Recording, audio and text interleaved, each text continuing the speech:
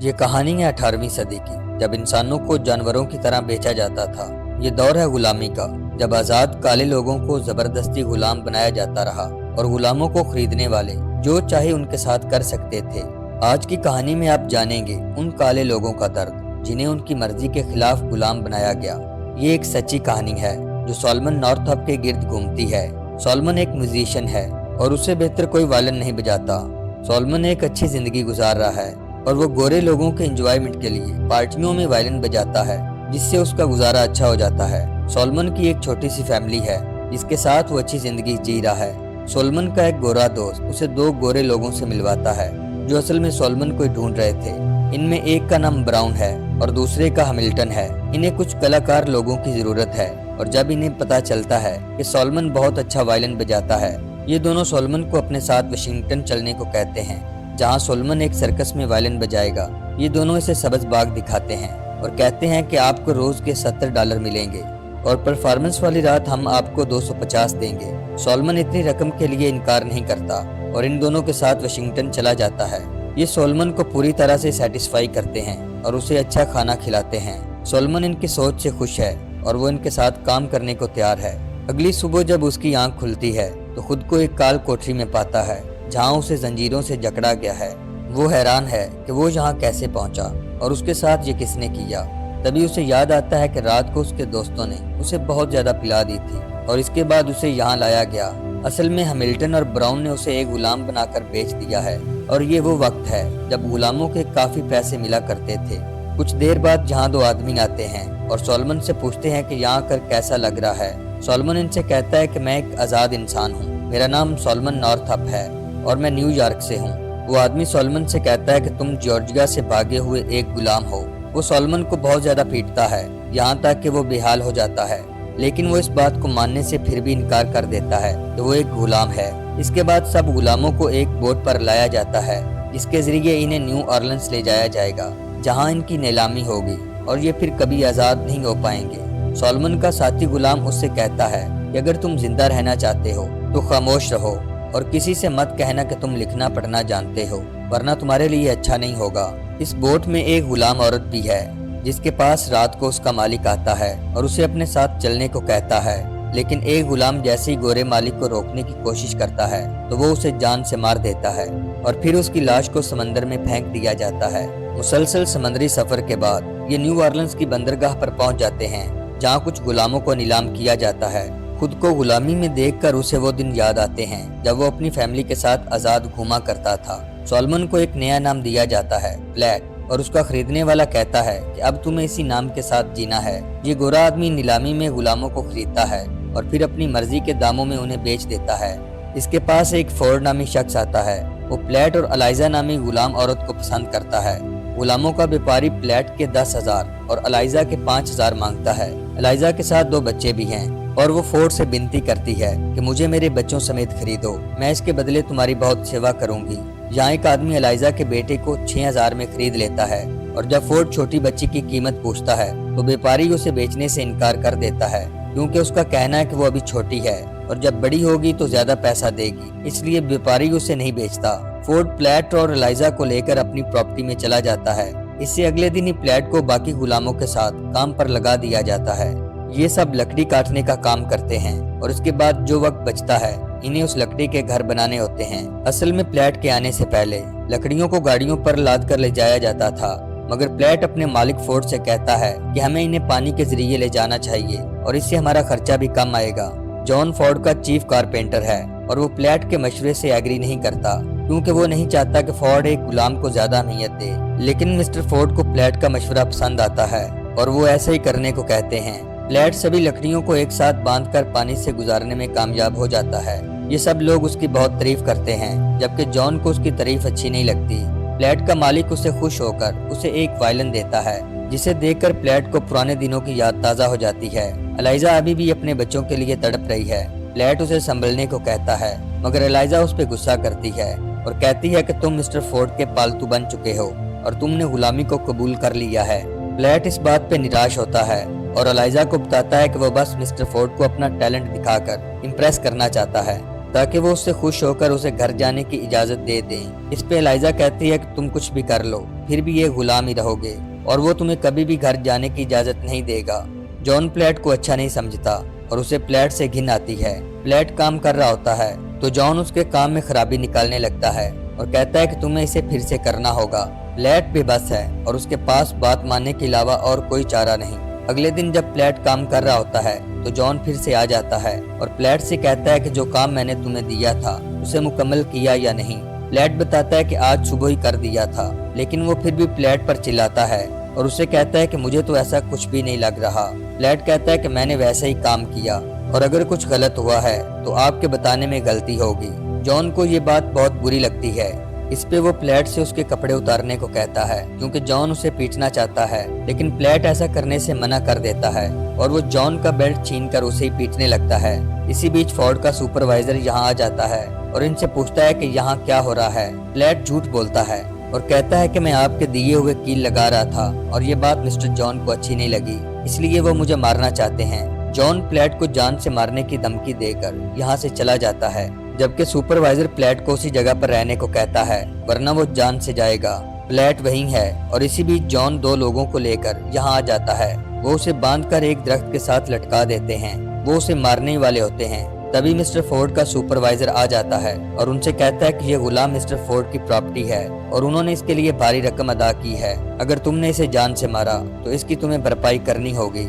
Supervisor کے پاس گن ہے، اس لیے جان اور اس کے ساتھی یہاں سے چلے جاتے ہیں۔ سپروائزر پلیٹ کو اپنے ساتھ لے جانے کے بجائے یہیں رہنے دیتا ہے۔ پلیٹ کے گلے میں پھندا ہے اور مشکل سے ہی اس کے پاؤں کے پنجے زمین پر لگ رہے ہیں، جس سے اس کا سانس لینا بھی مشکل ہو جاتا ہے، اور اگر اس نے پاؤں کی ایڑیاں زمین پر لگائیں تو وہ جان سے جائے گا۔ وہ کافی ٹائم تک اسی حالت میں رہتا ہے۔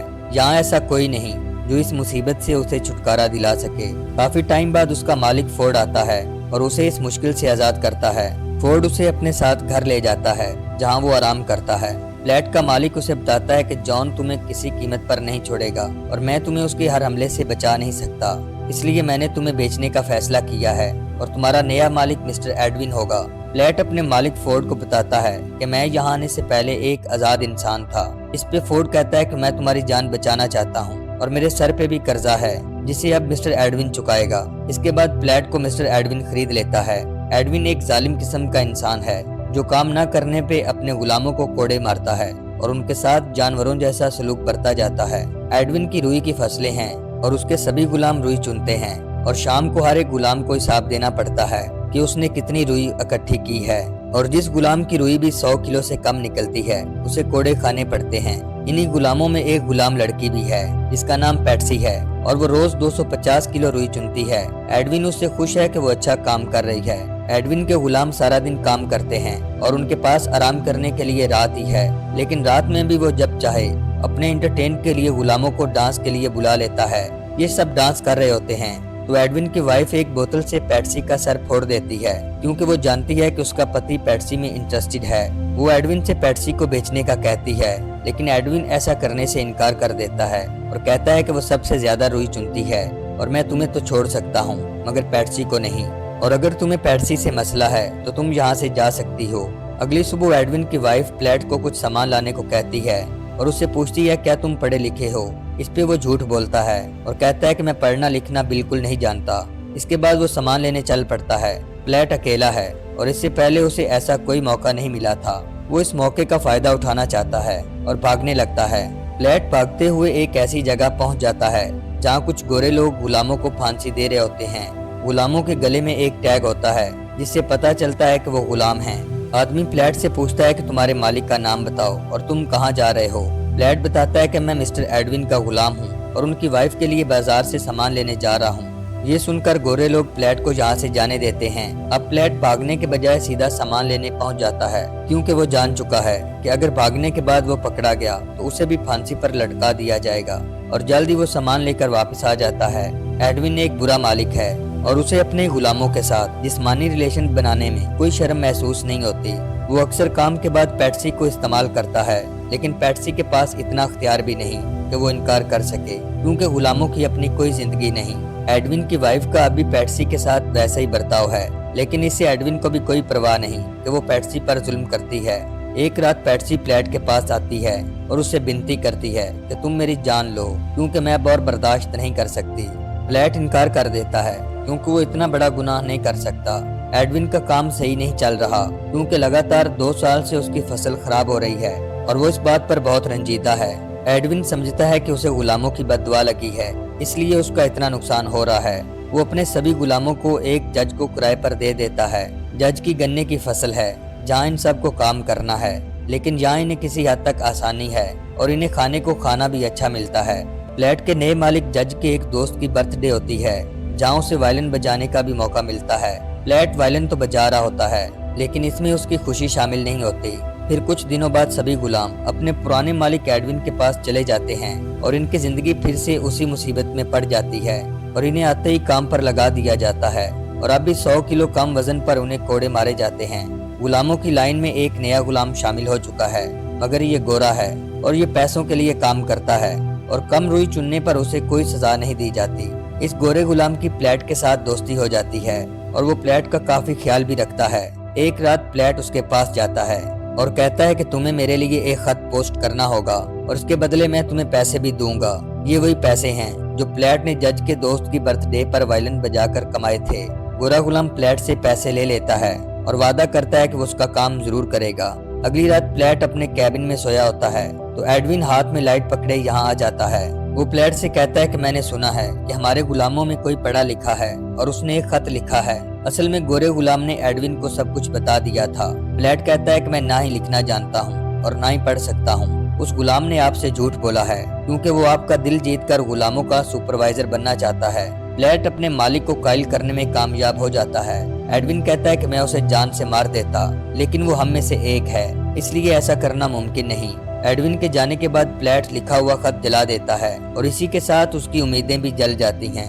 अगर वो खत किसी तरह उसके घर वालों तक पहुंच जाता तो शायद वो यहाँ से निकल पाता। प्लेट मायूस है और इसके लिए वही जिंदगी फिर से शुरू हो जाती है जहाँ उसे कोड़े पड़ते हैं और जहाँ रोज उसे रुसवाई का सामना करना पड़ता है। एडविन एक कारपेंटर को बुलाता है जो उसके लिए एक घर बना रहा है। इसका नाम बैस है और उसकी एडविन से गुलामों के बारे काफी बहस होती है। बैस कहता है कि हमें सभी इंसानों के साथ एक जैसा सलूक करना चाहिए और किसी को गुलाम बनाकर रखना सबसे बड़ा पाप है, लेकिन एडविन को इस सब से कोई फर्क नहीं पड़ता, इसलिए वो बैस से अपनी बकवास बंद करने को कहता है। कुछ दिन बाद पैट्सी गुम हो जाती है और एडविन सबसे उसके बारे में पूछता है, लेकिन कोई नहीं जानता कि वो कहाँ है। एडविन को बहुत दुख होता है, लेकिन इसी बीच पैट्सी वापस आ जाती है। वो उसे देखते ही उस पर टूट पड़ता है और पूछता है कि तुम कहाँ गई थी। इस पे पैट्सी बताती है कि मैं अपने पुराने मालिक शाह के पास साबुन लेने गई थी क्योंकि आपकी वाइफ मुझे नहाने के लिए साबुन नहीं देती और मुझे अपने आप से घिन आती है। वो पैट्सी से कहता है कि तुम झूठ बोल रही हो।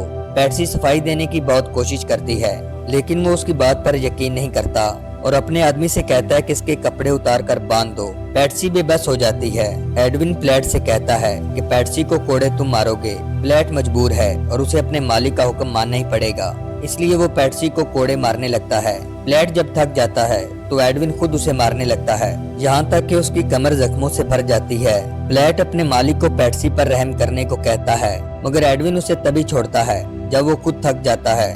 पैट्सी के जख्मों पर जब मरहम लगाया जाता है तो वो कराहने लगती है, लेकिन यहाँ ऐसा कोई नहीं जो उसे दर्द से निजात दिला सके। प्लेट अपनी जिंदगी से इस कदर मायूस हो चुका है तो वो अपना वायलिन ही तोड़ देता है जो उसे जज ने गिफ्ट दिया था। प्लेट और बैस काम कर रहे होते हैं तो प्लेट उससे पूछता है क्या मैं जान सकता हूँ कि आप कहाँ रहते हैं। बैस बताता है कि मैं कनाडा से हूँ और तुम उस जगह को नहीं जानते।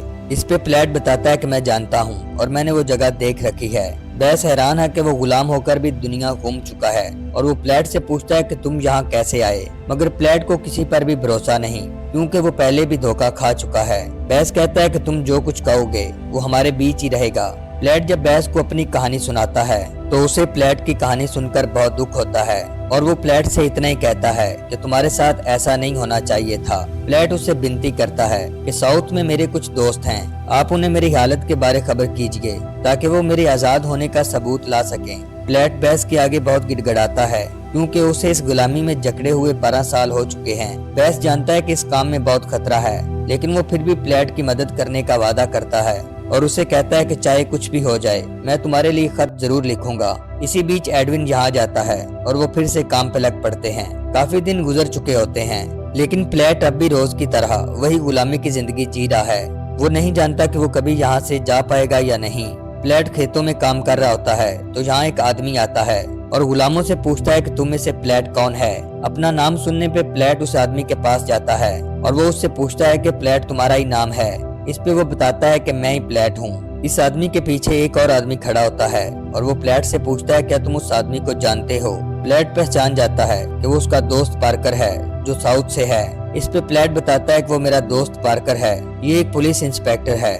और वो प्लेट को बताता है कि तुम्हारे दोस्त को एक खत मिला है जिसमें कुछ आरोप लगे हैं। इंस्पेक्टर प्लेट से उसका असली नाम बताने को कहता है, जिसपे वो बताता है कि मेरा असल नाम सॉलमन नॉर्थअप है और मेरे 2 बच्चे भी हैं। इसी बीच एडविन भी यहाँ आ जाता है और इंस्पेक्टर को उसकी प्रॉपर्टी से दूर रहने को कहता है। इंस्पेक्टर कहता है कि मैं सरकारी काम से आया हूँ और तुम इसमें दखल नहीं दे सकते। प्लेट जान जाता है कि वो उसी के लिए आए हैं क्योंकि बैस ने उसके लिए खत पोस्ट किया था और वो दौड़ता हुआ पार्कर के गले लग जाता है।